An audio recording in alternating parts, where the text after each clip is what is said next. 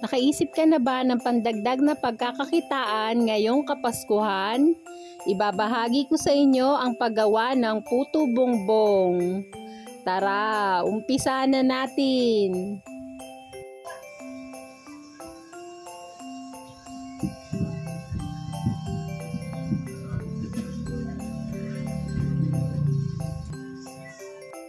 Ang una nating gagawin ay ang ating puto bongbong dough.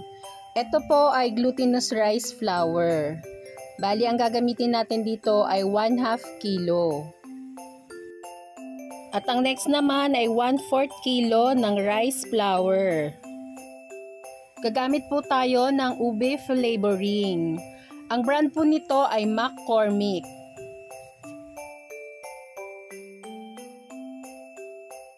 At ang next naman ay food color na violet. 1 teaspoon.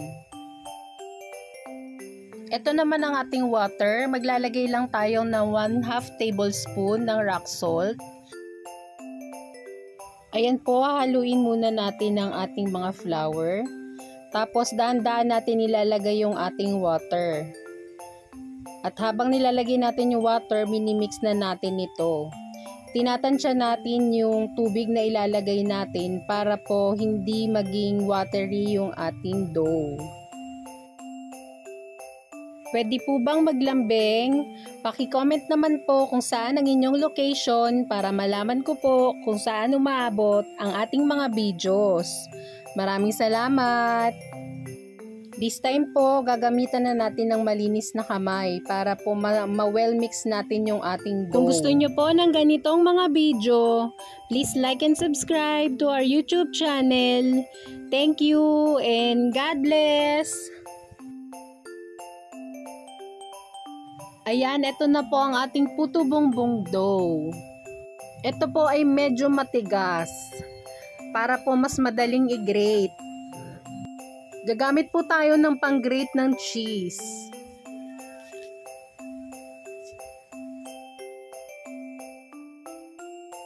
Gagamit po tayo ng foil. Ang sukat po nito ay 8 inches. Tapos hahatiin lang natin to sa 4. Gagawin nating molder ng ating puto bongbong. Actually, meron po tayong lutuan, yung bamboo. Kaya lang mas matagal kasi yung cooking time niya. Since ito kasi kailangan natin ng madalian para marami tayong magawa. Ito na lang yung ginawa ko, DIY. So yan, hinahati lang natin ito, no?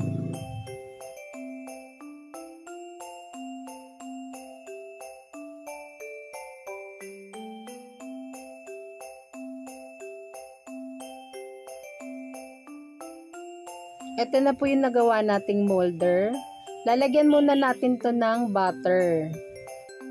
Para hindi po dumikit ang ating puto bongbong mixture.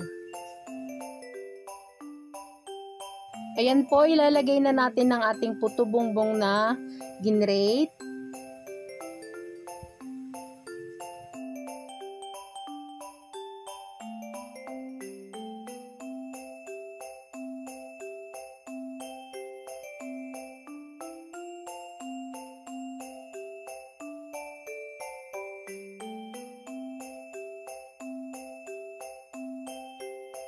So yan, nagpainit na tayo ng water. Then lalagay na natin tong ating mga puto bongbong.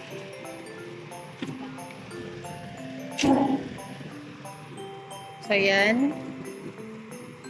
Isasalang lang natin ito for 5 minutes sa malakas na apoy.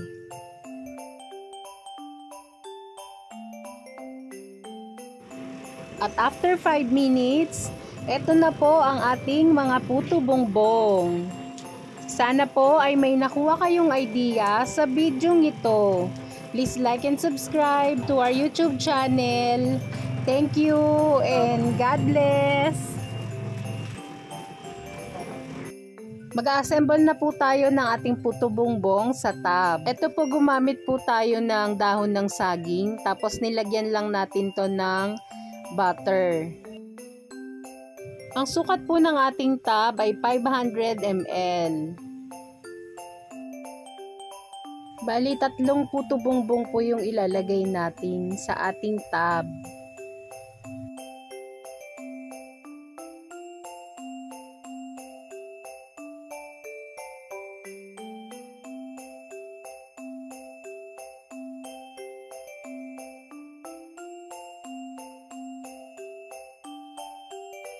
Maglalagay din tayo ng butter.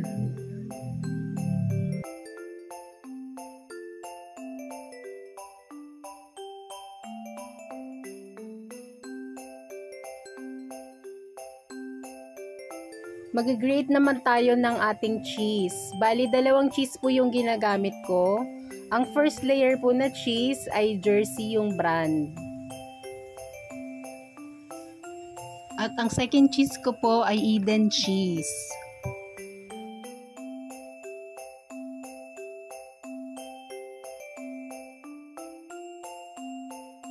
At ang next naman ay maglalagay tayo ng condensed milk.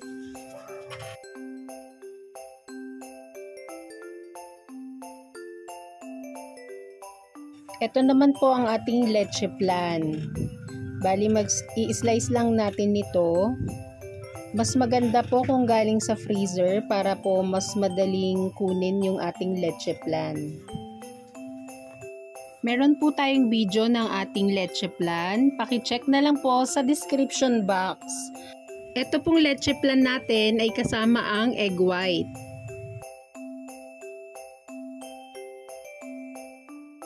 Ito na po ang last, ang toppings natin sa ating puto bongbong, ang leche flan.